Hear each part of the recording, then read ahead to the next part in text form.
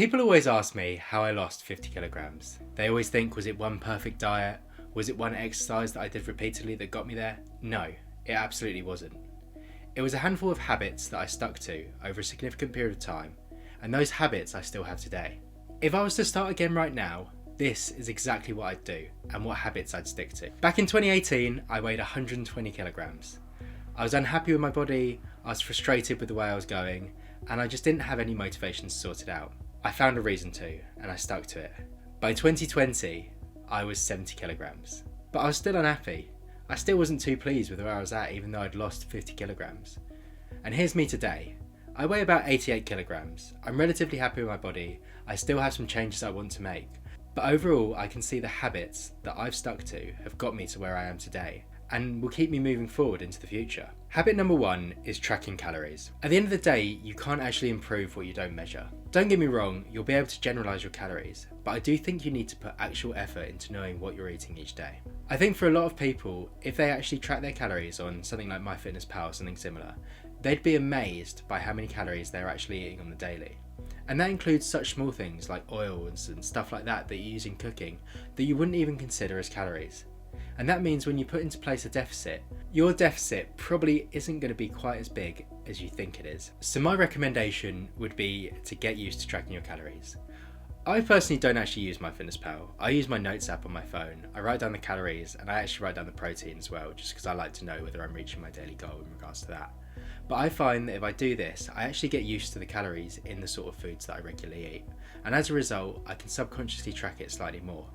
But when I'm really focused in on a diet, I find that you do have to keep full track of it, otherwise there's easily a few things that can slip away from you. You get to the end of the day, you think, right, I'm bang on calories here, and then you remember that you ate that extra snack at midday or something like that you didn't actually count in, and suddenly your deficit is nowhere near as big as you thought it was, and you're back to square one. Habit number 2 for me is walking every single day. Walking is so good in my eyes. I think it's the best way to lose weight, really. I think it's something that's such low impact, so easy to do, such an enjoyable activity, and realistically it gets you some time outside, it's healthier for you. And I'm pretty sure there's some mental studies about how long it adds to your life, just regularly walking. I find that it's really easy to fit into your routine. If you aim for 5, 6, 7,000 steps after work each day, you probably would have made it up to about 10,000 if you stay relatively active. Even if you just walk the dog in the morning or find a reason to go out, just to get those extra few thousand steps, you're making an extra impact to your diet. Further on from that, I feel like people often eat because they're bored. But if you're out walking, you can't really eat. So realistically, it distracts you from that and gives you something to do. And I often found that when I got back from a walk, it would almost incentivise me not to eat. Because I think, well, I've put in all that effort, let's not ruin the calorie deficit for today. Habit number 3 for me is high protein meals. I feel like with anything fairly high protein, I feel fuller for much longer than I would if I eat something that's carbohydrate heavy. I also feel that it obviously contributes to holding on to any muscle and stuff like that. And if you're going to the gym just a little bit, you'll find that actually it makes a huge impact in terms of like muscle recovery, how good you're feeling for the next day.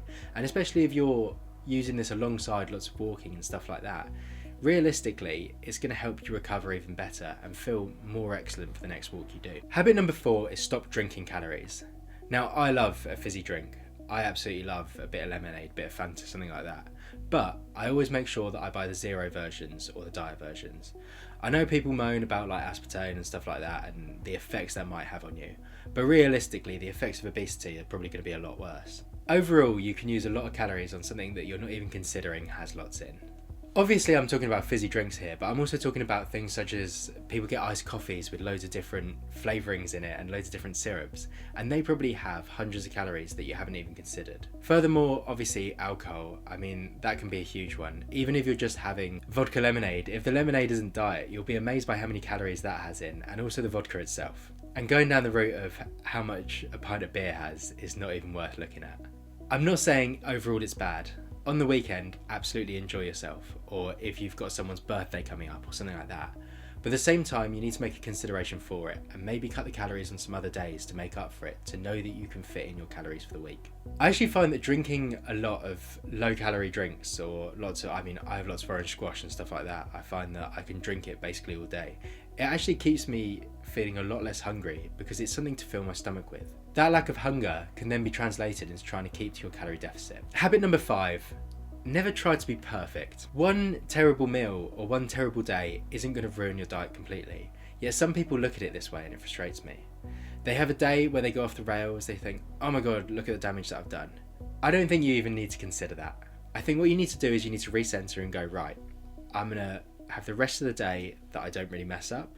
I'm not going to try and reduce extra calories because then I'll just become even hungrier and then probably ruin the next day as well.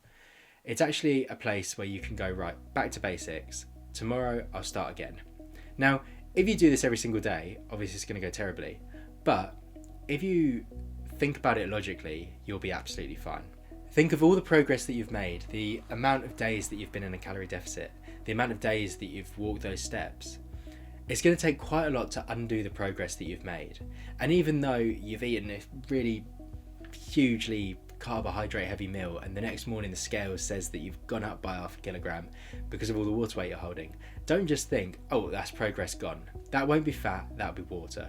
Recenter and get going again. Habit number 6 is weighing yourself regularly. Now, people often think weighing yourself regularly can be disheartening for the exact reason that I've just spoken about. You've had a carbohydrate heavy meal, you jump on the scales and you weigh a ridiculous amount more than you weighed the day before. But do not worry about this. I use an app, Happy Scale. It's not a very exciting app. It doesn't really have much to it. I actually do pay the subscription just because it logs everything and it means that if something happened, I wouldn't lose all my weigh-ins. Reason why I find this one so good is because it gives me a 10-day rolling average.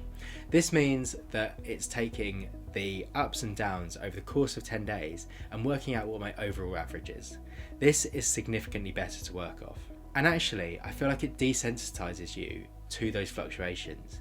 It means that you're not actually worried about the fluctuations because you can see that the overall rolling average is heading downhill and you're losing the weight. The trend is the most important thing, and with apps like that you'll be able to see that, and those daily weigh-ins are a lot more important for trying to build that daily average.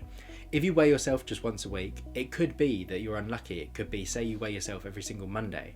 That might not be the best day to weigh yourself, because say it'd been someone's birthday on the Sunday or something, you've gone for some drinks, you've caused yourself to hold a little bit more weight. You're going to be massively disheartened for the next week and not actually have a realistic gauge on what you weigh. Habit number 7 is thinking long term. Losing this weight and the habits you're building from it are not temporary. They're not temporary in the slightest. The habits that you're building, such as consistency, determination, working really, really hard to lose that weight, is something that you can use in other aspects. You've got to maintain it at the end. If you just think, oh, it's over, and you just start eating rubbish the second you finish, you are going to just put on that weight, and you might even end up putting on more, because you'll just rest on your laurels and not actually think critically about it. For example, in my case, I went on a big bulk after I'd lost all the weight. I thought, I'm going to the gym now, I'm going to build loads of muscle. Went terribly wrong. I gained 30 kilograms back. I ended up being about 100 kilograms. Yeah, I'd probably put on a tiny bit of muscle, but realistically it was not the way to go for me. And then I had to go lose it again. And I think I definitely just delayed the inevitable. I definitely delayed what I wanted in the long term. But what I learned is that in the same way as you lose the weight slowly, you can regain that weight slowly in terms of muscle, going to the gym and stuff like that. And that's exactly what I've done. And with the lessons that I learned from losing the weight over the long term, I've now reinvested them into today. Lots of these habits are unexciting, they're boring, but that's the whole point in them. It's because they work. They're not exciting, it's not some new crash diet that's going to help you lose all that weight within, a couple of months and you're going to have a six-pack by Christmas or whatever. It's not going to happen. I think realistically you need to understand your body, look in the long term and really build towards that. If you put in the work, you will make progress. In the comments I want you to tell me what your habits are. What are your habits that you stick to that get you the results? Or what habits are bad habits that are stopping you from getting the results?